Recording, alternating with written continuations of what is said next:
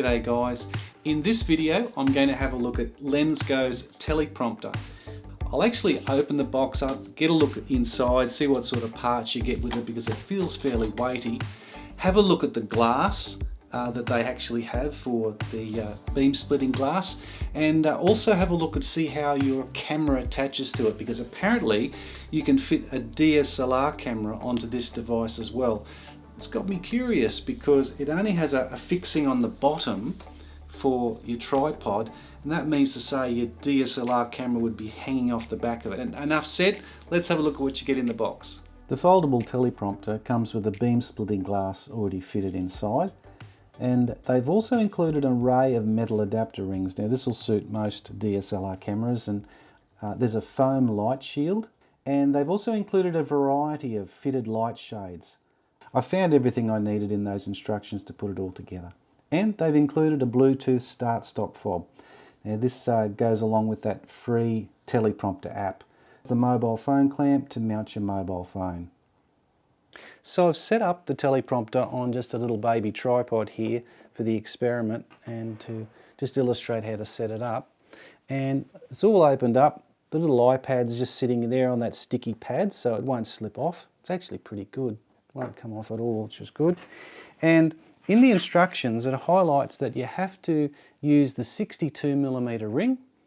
And once you've selected that 62mm ring, you use this little rubber surround and stick that onto that 62mm ring for your mobile phone. So I'll do that now. And on the back, I just slip that in there like that. And it locks in. These two little latches on the bottom, you hold it nicely. So there we have the rings sitting in. You've got a nice rubber surface for the camera to go against, so it'll screen out any light from coming in from the sides. On the back of the device, you've got these little threaded holes, and there's a little square receiving, like a key to stop the device moving around. It locks into place. So this has a little square end on it as well, so it'll go into there. That is the way you set it up if you want it in portrait mode, but I'm going to set it up in landscape. Because I'm using my iPhone, I'm going to select the little square lights around. I'm going to place that inside there. And my mobile phone is going to cover that. So the idea is to make sure that you can get your mobile phone lined up with that. So with that little thread on the back there, just slightly loose, you're able to move your phone up and down to align it. Loosen it off a touch, slide down the holder, and I'll move my phone across so it lines nicely. So now let me just check and see how stable that is. Yep, yeah, that's okay. I've had to lower the phone grip right down to the bottom, and I've used the correct screens, the light screens here. Now something I've noticed is that the little hood that's on the top here is visible in the screen.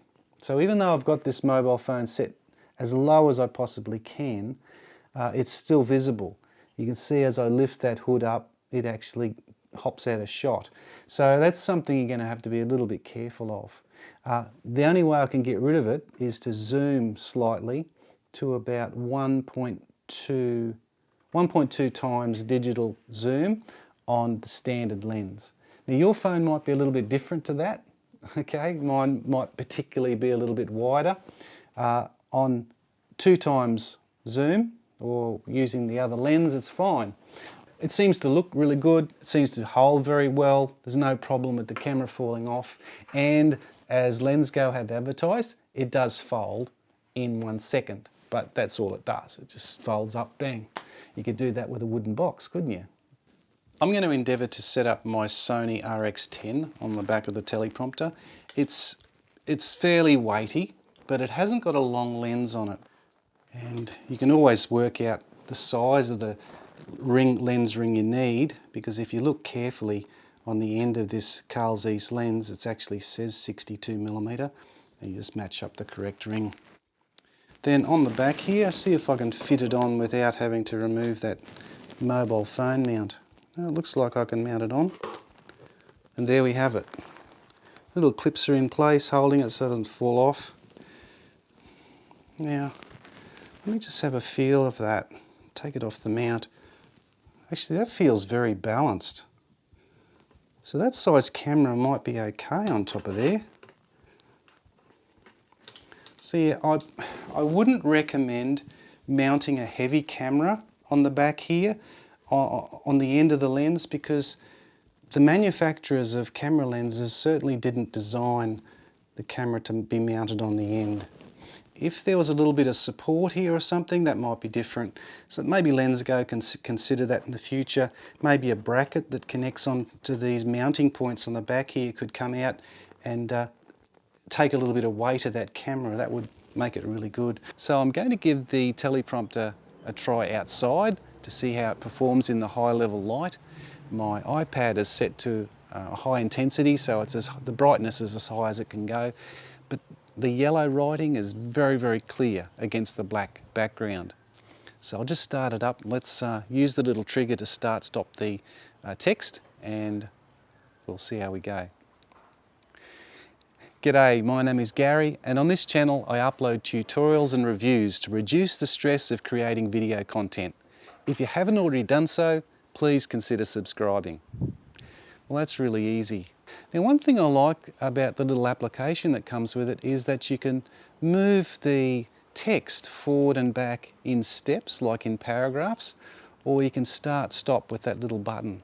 Even though there's a lot of shine out here from the surface of the iPad coming up onto the glass, back to the camera, I can still see that text really, really clearly.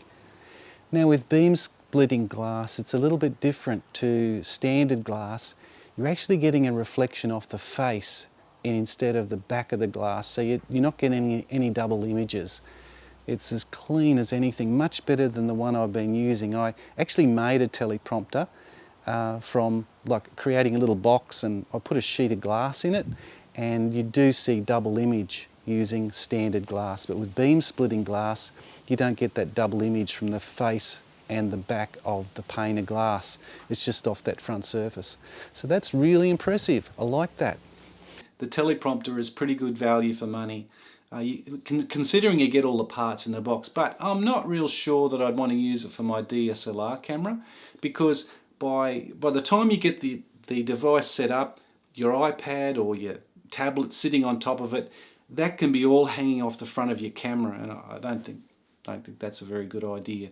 But anyway, excellent for mobile phones and things like that, and I think primarily that's what LENSGO had in mind when they were designing this. Unless you can support your camera in some other way, instead of just hanging the camera off the back. So if you've got any questions about LENSGO's teleprompter, or any other questions about the audio gear you're using, make sure you put it in the comments section. I read them all, and I try and get back as soon as I possibly can to reply to them. Until next time, please stay safe. I'll catch you later.